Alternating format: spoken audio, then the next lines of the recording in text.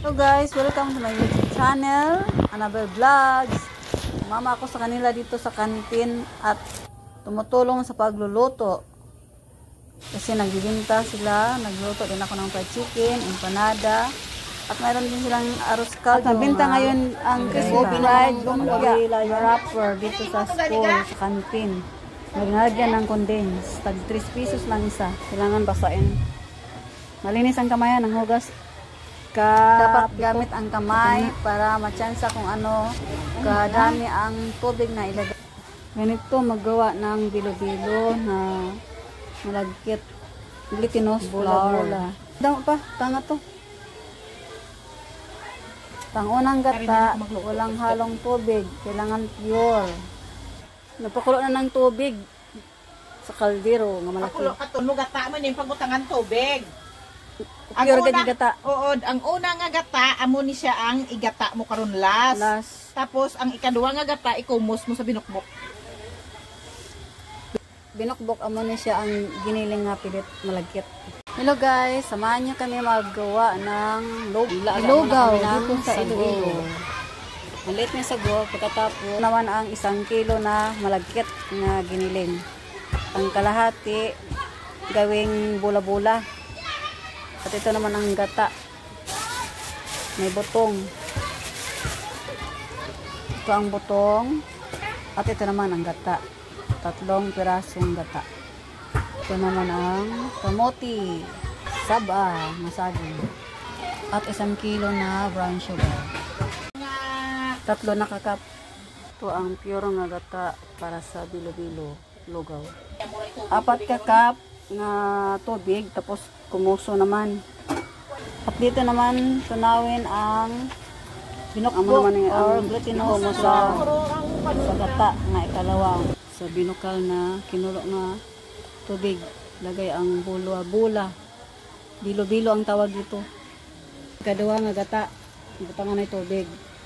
O amo na siya ang itubig mo sa ikumos mo sa ano, sa malagkit na tubok. Kung maglutaw na ang bilo-bilo, luto na siya. O once nga maglutaw na siya. Okay na. At nilagay na ang butong at saka saba. Lunod na. Ara na butong, lunod na pero wala pa maluto ah.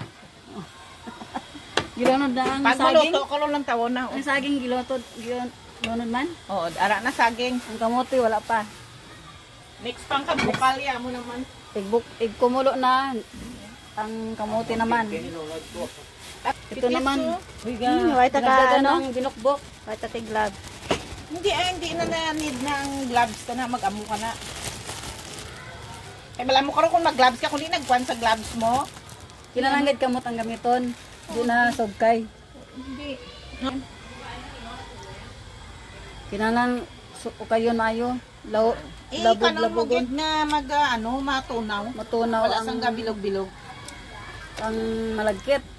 Dinik-dik. Anong tawag sa inyo din? Ang binukbok. Binukbok.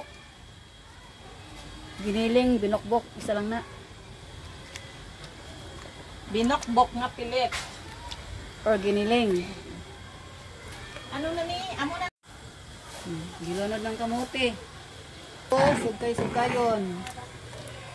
Lugay-lugayon. Lugay-lugayon. Sa Ilonggo, lugay-lugayon. Sa inyo ano? Sa Cebu, ukay-ukayon. Okay. Kasi daw magkitsilihan ng anong pag-sibangat.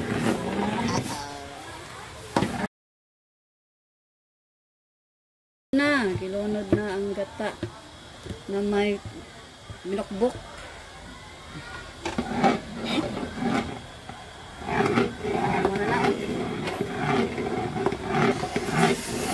Lugaw. Bakit ang maluto ng lugaw? Para ng sago, gilunod na. Walang mabasa na karuko no kanto na kanto ko.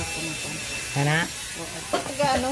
Kumuson mo nga mag kanbalaw. Tunaw-tunaw gid tanan. Oo. Dagdagan ng tubig. Lugay-lugayon. Dire sa Ilonggo, lugay-lugayon ang bilo-bilo. Ang lugaw.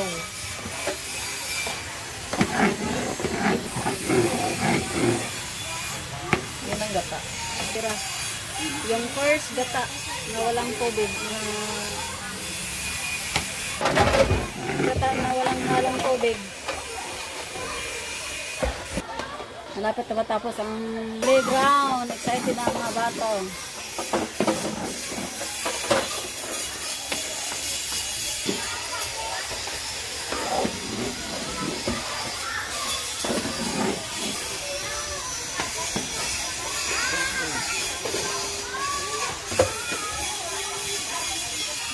Ko na.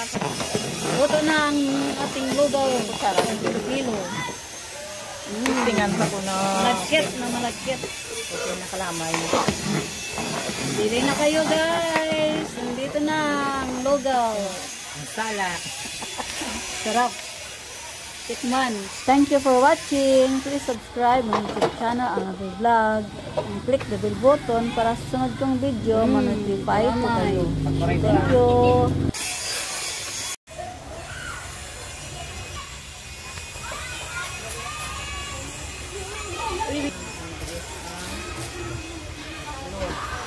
May tag-iya na ni.